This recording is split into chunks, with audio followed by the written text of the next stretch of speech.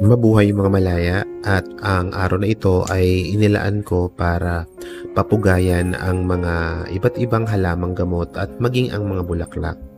So meron kasi akong sinusunod na tradisyon na taon-taong pagpupugay sa mga halaman dahil kadalasan sa aking mga spiritual na gawain ay gumagamit ako ng mga halaman mula sa panggagamot, maging sa paggawa ng insenso or ng palina.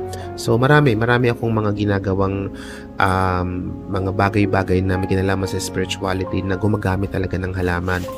Kaya sobrang laki ng pasasalamat ko sa mga diwatang nagbabantay dito at taon-taon ko itong ginagawa. At kung kadalasan nga actually kasama ko pa ang ilang mga diwataan kong kaibigan na mag-honor sa mga halamang ito o sa mga diwata ng mga halaman.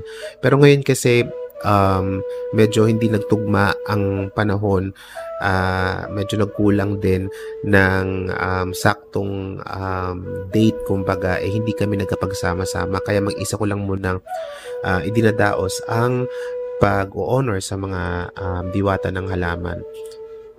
Actually, hindi lamang naman ito para dahil sa gusto ko lang i-honor yung halaman na ginagamit ko, kundi para sa lahat ng mga halaman ng kalikasan ay pinasasalamatan ko rin dito. Kasi bilang isang diwataan or animist or naniniwala ng lahat ng bagay ay may buhay, mahalaga na ayusin din ang inyong relasyon sa mga halaman, dahil kapag ibinibigay natin ang pag-appreciate or pagpupugay sa mga halaman, pati yung mga diwata na namamahala dito ay magugustuhan tayo, at sa tuwing lalapit tayo para humingi ng tulong, katulad ng paghingi ng tulong sa panggagamot, ayan, mas maririnig nila tayo dahil alam nila na maayos at nakikipag-ugnayan tayo ng may respeto sa kanila.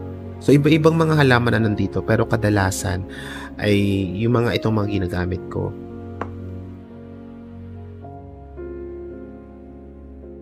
So sa ngayon, hindi ko naman talaga madalas ginagamit ang rose, pero meron kasi akong isang kaibigan na gagawa ng rose petal beads or ng kwintas gamit ang mga talulot ng rosas or rose petals, kaya naghanda rin ako nito. So ito naman ay mga manzanilla or mga chamomile na ginagamit ko ding tsaa madalas. Susubukan ko din pala na magpatubo ng manzanilla dito sa bahay. So, kaya nag-prepare din ako niyan. So, meron akong kaningag. Ito yung madalas kong ginagamit naman sa pag hinahalo sa mga insenso, and then yung bunga ng nganga para sa pag-aalay din ng mga nganga. And then, pag natuyo yan, patutuyuin ko yan siya para gamitin din siya sa palina o yung pagpapausok.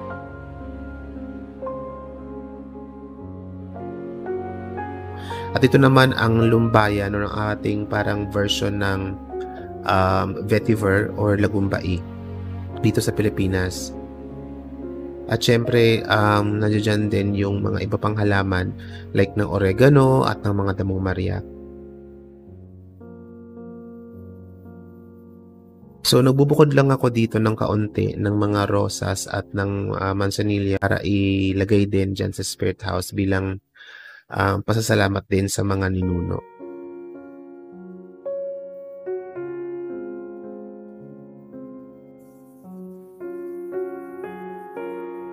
So tandaan natin mga malaya na lahat ng bagay sa kalikasan ay may buhay. Mapapato man ito, kahoy, halaman o bulaklak. Kaya kung kayo ay tumatahak sa landas ng diwataan, minumungkahi ko na gawan ninyo ng araw ng pasasalamat ang mga bulaklak o ang kabuuang halaman, dahil sila ang may nagbibigay sa atin ng mga gamot at kung ano-ano pang bagay na natural na makukuha natin sa kalikasan. So yung mga nasa harapan nyo, katulad nung unang hinawakan ko kanina, yun ay kilaa. Sagrado din yun. At ito namang pangalawa na hinawakan ko ngayon, ito naman ay ikmo or buyo na ginagamit din sa paggawa ng nganga set. At syempre ang walang kamatayang oregano. Ang dami kong oregano sa labas. Ito ay nasa paso na nga actually at sobrang lumago na naman siya. So tamang-tama, pinutol ko na yung mga mahahabang part kasi ibabalunbon ko at isasabit ko para patuyuin, para gamitin sa pagluluto, sa paggawa ng tsaa, sa healing, ganyan. At sa mga palina din.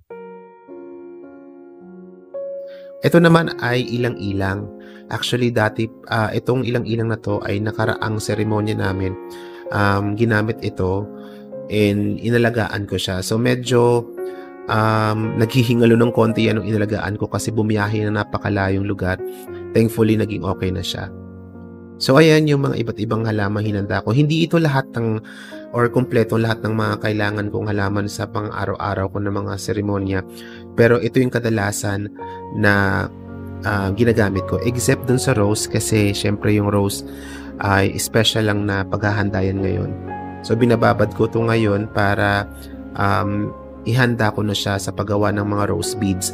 Again, meron na tayong video ng paggawa ng mga rose beads dito. Panoorin nyo na lang or hanapin nyo lang dito. Or baka naman gumawa ko ng short video na lang na ng paggawa nito para ma-refresh tayo. So, ayan.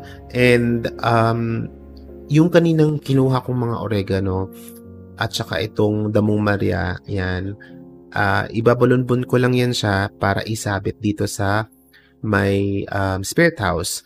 O nga pala, kapag nagpapatuyo kayo ng mga halamang gamot, wag ninyong patutuyuin sa direct sunlight or wag nyong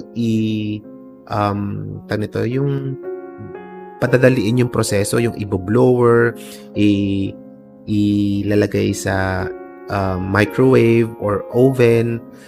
So, much better kung natural siyang matuyo sa hangin lang. Parang air dry lang dapat siya. Huwag sa direct sunlight kasi masisira yung nutrients or yung both medicinal and spiritual properties niya parang masyadong matutuyo. So, better na ihang lang siya sa mahangin-hangin na lugar or yung kung saan nagpo-flow yung air at nakahang siya para hindi magkaroon ng mold. Para pag ginamit nyo siya as tsaa or insenso, healthy at hindi siya sira or hindi siya bulok.